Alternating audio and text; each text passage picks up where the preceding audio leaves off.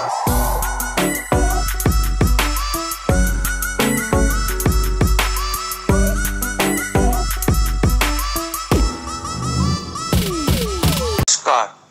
आज हम चर्चा करेंगे कि कौन कौन सी बीमारी और मेडिसिन से दमा की तकलीफ बढ़ सकती है।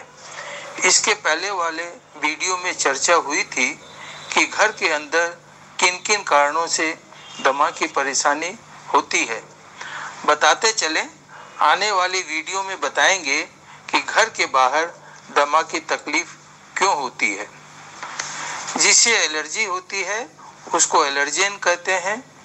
इनका सांस की नली से कांटेक्ट होने पर सांस की नली सिकुड़ जाती है और दमा की तकलीफ हो जाती है। सरल शब्दों में समझ लें, इन एलर्जेन से पूरी तरह बचना होगा, तभी इस बीमारी से बच पाएंगे। हम सोफा सेट में जो कपड़े का कवर लगाते हैं वह भी एक अस्थमा का बहुत बड़ा कारण है। इसमें माइट्स के ड्रॉपिंग्स और धूल जमा हो जाते हैं। अच्छा है लेदर के कवर लगाएं या वैक्यूम क्लीनर का यूज करें। इसी प्रकार फ्लोर कारपेट बहुत नुकसानदायक है, यूज नहीं करें तो अच्छा है, नहीं तो वैक्यूम क्लीनर और क्लीनिंग का ध्यान रखें।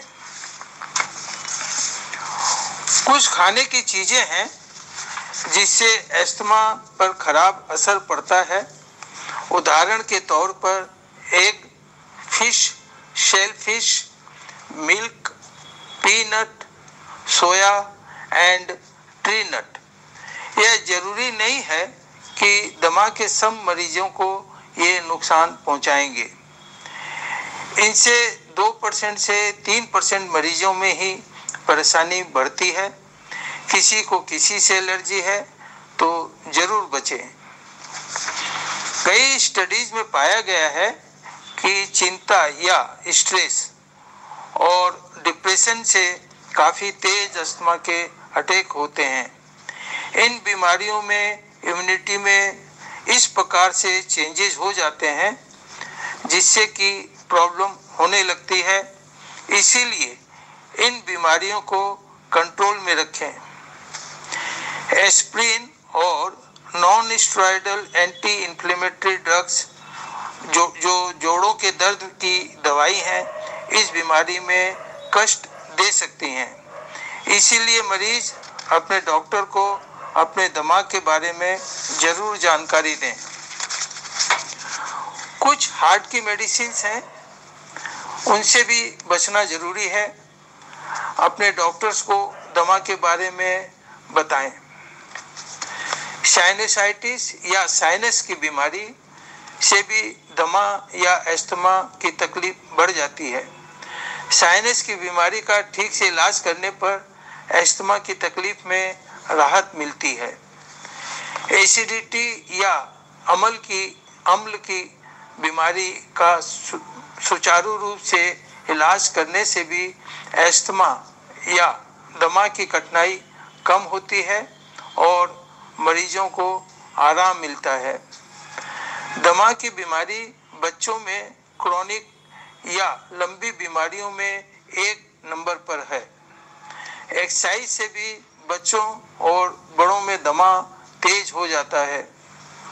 1996 ओलंपिक्स में पार्टिसिपेट करने वाले माने हिस्सा लेने वालों में 16% तक के लोगों में एक्सरसाइज अस्थमा पाया गया था।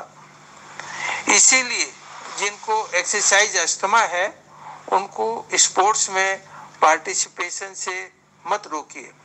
ठीक से इलाज होने पर वे टॉप प्लेयर या एथलीट्स हो सकते हैं।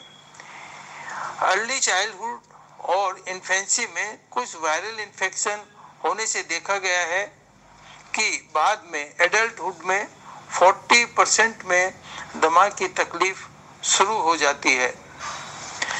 बैक्टीरियल इन्फेक्शन या वन इन्फेक्शन यदि चाइल्डहुड में होते हों तो अस्थमा से प्रोटेक्शन मिलता है। इसीलिए चाइल्डहुड में डॉक्टर्स आउटडोर एक्टिविटी पर जोर देते हैं। इस आउटडोर एक्टिविटीज से और भी कई रकम के फायदे होते हैं, जिस पर हम और कभी चर्चा कर सकते हैं। इसी प्रकार tuberculosis, worm infestation, parasitic infection, measles, hepatitis होने पर एस्थमा की चांसेस कम हो जाती हैं। इसीलिए भी इंडिया में वेस्टर्न कंट्रीज से दमा के केसेस कम हैं।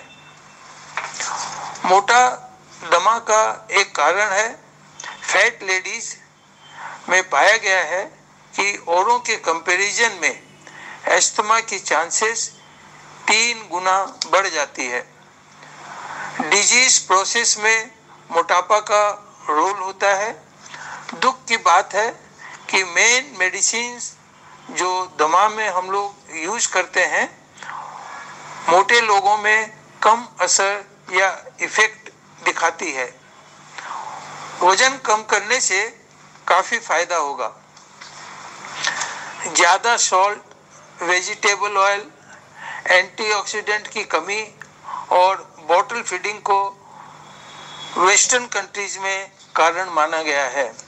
वेस्टर्न कंट्रीज में इंडिया से ज़्यादा दमा के मरीज हैं। खाने में मसाले और फूड कलरिंग एजेंट्स भी एस्थमा में कारण हो सकते हैं। ध्यान रखकर यूज करें। अब तक के लिए बस इतना ही।